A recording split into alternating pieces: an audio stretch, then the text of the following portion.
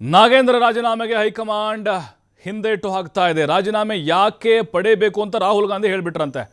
ಅಂದರೆ ಈಗ ನಾಗೇಂದ್ರ ಅವರು ಸೇಫ್ ಅಂತ ಅರ್ಥ. ಅಂದರೆ ಟೆಂಪ್ರವರಿ.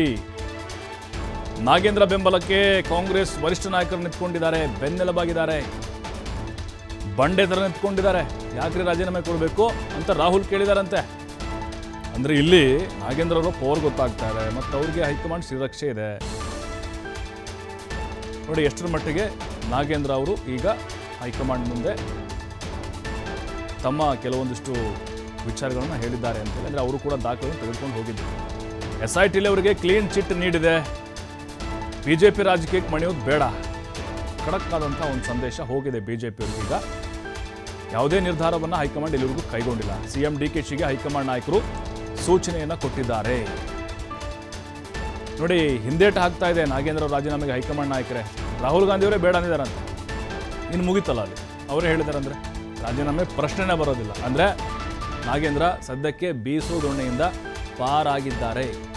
ಅವರ ಬೆನ್ನಿಗೆ ಹೈಕಮಾಂಡ್ ನಾಯಕರು ನಿಂತಿದ್ದಾರಂದರೆ ಅರ್ಥ ಆಗುತ್ತೆ ಅಲ್ಲಿ ನಾಗೇಂದ್ರ ರಾಜೀನಾಮೆ ಇಲ್ಲ.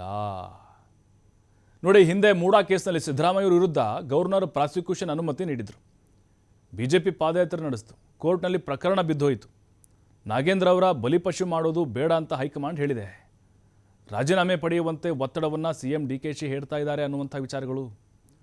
ಪಕ್ಷ ಹಾಗೆ ಸರ್ಕಾರಕ್ಕೆ ಮುಜುಗರ ಎದುರಾಗುತ್ತೆ. BJP ಪಾದಯಾತ್ರೆಯಿಂದ ಕಾಂಗ್ರೆಸ್ ಮತ ಬ್ಯಾಂಕ್ಗೆ ಹಾನಿಯಾಗುತ್ತೆ. ರಾಜಕೀಯವಾಗಿ ಸಾಮಾಜಿಕವಾಗಿ ಪಕ್ಷಕ್ಕೆ ನಷ್ಟ ಅಂತ CM ತಿಳಿಸಿದಾರಂತೆ.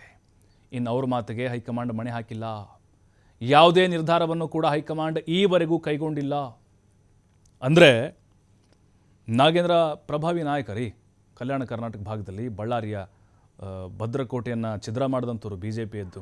ಈಗ ಕಾಂಗ್ರೆಸ್ನ MLAಗಳನ್ನು ಗೆಲ್ಲಿಸ್ಕೊಂಡು ಬರುವಲ್ಲಿ ಮತ್ತು ಅಲ್ಲಿ ಪ್ರಮುಖವಾಗಿ ಆ ಭಾಗದಲ್ಲಿ ವಾಲ್ಮೀಕಿ ಸಮುದಾಯದ ಸ್ಟ್ರಾಂಗ್ ಲೀಡರಾಗಿ ಉಳಿಸ್ಕೊಂಡಿದ್ದಾರೆ. ಅಂಥವ್ರನ್ನ ಈಗ ಸಂಪುಟದಿಂದ ಕೈ ಬಿಟ್ಬಿಟ್ರೆ ಅದು ಮತ ಬ್ಯಾಂಕ್ ಮೇಲೆ ಎಫೆಕ್ಟ್ ಆಗುತ್ತೆ ಅನ್ನುವಂಥ ಆತಂಕ ಕೂಡ ಹೈಕಮಾಂಡ್ ನಾಯಕರಿಗೆ ಇರ್ಬೋದು. ಈ ಬಗ್ಗೆ ಮತ್ತಷ್ಟು ಮಾಹಿತಿ ಕೊಡ್ತಾರೆ ನಮ್ಮ ಪೊಲಿಟಿಕಲ್ ಬ್ಯೂರೋ ಹೆಡ್ ಆಗಿರುವಂಥ ಶಿವಕುಮಾರ್. ಈಗ ಹೈಕಮಾಂಡೇ ಬೇಡ ಅಂದಮೇಲೆ ಮುಗಿದು ಹೋಯ್ತಲ್ಲ, ಅಲ್ಲಿ ರಾಜೀನಾಮೆ ಪ್ರಶ್ನೆನೇ ಬರೋದಿಲ್ಲ. ಅಂದರೆ ಇಲ್ಲಿ ನಮ್ಗೆ ಗೊತ್ತಾಗ್ತಿರೋದು ನಾಗೇಂದ್ರ ಅವರ ಒಂದು ಪವರ್ ಎಷ್ಟಿದೆ ಹೈಕಮಾಂಡ್ ಮಟ್ಟದಲ್ಲಿ ಅನ್ನೋದು, ಮತ್ತು ರಾಜೀನಾಮೆ ತೆಗೆದುಕೊಂಡ್ರೆ ವೋಟ್ ಬ್ಯಾಂಕ್ ಮೇಲೆ ಪರಿಣಾಮ ಬೀರುತ್ತೆ. ಈ ಲೆಕ್ಕಾಚಾರ ಹಾಕಿ ಬೇಡ ಅಂತ ಹೇಳ್ತಿರ್ಬೋದಾ ಹೆಂಗೆ? ನಾಗೇಂದ್ರ ಅವರ ರಾಜೀನಾಮೆ ವಿಚಾರ ದೊಡ್ಡ ಮಟ್ಟದಲ್ಲೇ ಸದ್ದು ಮಾಡ್ತಾ ಇದೆ. ಒಂದು ಕಡೆ ರಾಜೀನಾಮೆಯನ್ನ ಪಡ್ಕೊಳ್ಬೇಕು ಅನ್ನುವಂತ ಚರ್ಚೆಗಳು ಕೂಡ ಶುರುವಾಗಿತ್ತು. ಕಾರಣ ಪ್ರತಿಪಕ್ಷಗಳು ಈಗ ಸೆಪ್ಟೆಂಬರ್ 1ರಿಂದ ಪ್ರತಿಭಟನೆಯನ್ನ ಇಟ್ಕೊಂಡಿದೆ. ಅದು ವಾಲ್ಮೀಕಿ ಸಮುದಾಯ ಇರುವಂತಹ ರಾಯಚೂರಿನಿಂದ ಬಳ್ಳಾರಿಯವರೆಗೆ ಪಾದಯಾತ್ರೆಯನ್ನ ಮಾಡ್ತಾ ಇದ್ದಾರೆ. ಈ ಪಾದಯಾತ್ರೆಯಿಂದ ಮುಂದೆ ಪಕ್ಷ ಮತ್ತೆ ಸರ್ಕಾರಕ್ಕೆ ದೊಡ್ಡ ಡ್ಯಾಮೇಜ್ ಆಗಬಹುದು, ಚುನಾವಣೆಗಳ ಮೇಲೂ ಕೂಡ ಎಫೆಕ್ಟ್ ಆಗಬಹುದು, ನಮ್ಗೆ ಹಿನ್ನಡೆ ಆಗಬಹುದು ಅನ್ನುವಂತ ಆತಂಕ ಕಾಂಗ್ರೆಸ್ ನಾಯಕರಿಗೆ ಇದೆ. ಸೊ ಆ ಕಾರಣಕ್ಕೆ ನಿನ್ನೆ ಮುಖ್ಯಮಂತ್ರಿಗಳು ದೆಹಲಿಗೆ ಭೇಟಿಯನ್ನ ಕೊಟ್ಟಂತ ಸಂದರ್ಭದಲ್ಲಿ ರಾಹುಲ್ ಗಾಂಧಿ ಅವರನ್ನ ಭೇಟಿ ಮಾಡಿದ್ರು. ಸುಮಾರು 1 ಗಂಟೆಗಳ ಕಾಲ ಅವರ ಜೊತೆ ಚರ್ಚೆಯನ್ನ ಮಾಡಿದ್ರು.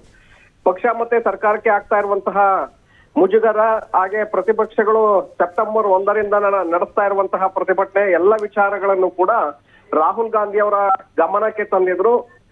ನಾಗೇಂದ್ರ ಅವರನ್ನ ಕೈ ಬಿಟ್ಟು ಒಂದು ಕಡೆ ಅನ್ನಪೂರ್ಣ ತುಕಾರಾಮ್ ಅವ್ರಿಗೆ ಅವಕಾಶವನ್ನ ಮಾಡಿಕೊಟ್ರೆ ಬಳ್ಳಾರಿ ಜಿಲ್ಲೆ ಮಹಿಳಾ ಕೋಟ ಹಾಗೆ ವಾಲ್ಮೀಕಿ ಕೋಟ 3 ಕೋಟಗಳು ಕೂಡ ಭರ್ತಿ ಆಗತ್ತೆ ಅನ್ನುವಂತ ಲೆಕ್ಕಾಚಾರವನ್ನು ಕೂಡ ಮುಂದೆ ಇಟ್ಟಿದ್ರು.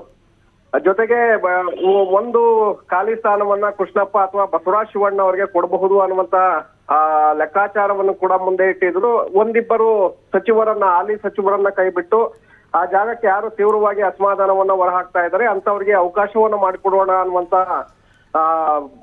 ನಿಟ್ಟಿನಲ್ಲೂ ಕೂಡ ಮುಖ್ಯಮಂತ್ರಿಗಳು ರಾಹುಲ್ ಗಾಂಧಿ ಅವರ ಮುಂದೆ ಮಾತುಕತೆಯನ್ನ ಇಟ್ಟಿದ್ರು. ಆದ್ರೆ ರಾಹುಲ್ ಗಾಂಧಿ ಅವರು ನಾಗೇಂದ್ರ ಅವರ ರಾಜೀನಾಮೆ ವಿಚಾರದಲ್ಲಿ ಹಿಂದೇಟನ್ನ ಹಾಕಿದ್ದಾರೆ ಅನ್ನುವಂತ ಮಾಹಿತಿಗಳು ಸಿಗ್ತಾ ಇದೆ. ಕಾರಣ ನಾಗೇಂದ್ರ ಅವರನ್ನ ಈಗ ಸದ್ಯಕ್ಕೆ ರಾಜೀನಾಮೆಯನ್ನ ಪಡ್ಕೊಂಡ್ರೆ ಮತ್ತಷ್ಟು ಡ್ಯಾಮೇಜ್ ಆಗತ್ತೆ. ಹಿಂದೆ ಸಿದ್ದರಾಮಯ್ಯ ಅವರನ್ನ ಮೂಡಾ ವಿಚಾರದಲ್ಲೂ ಕೂಡ ಪಾದಯಾತ್ರೆಯನ್ನ ಮಾಡಿದ್ರು BJP ನಾಯಕರು.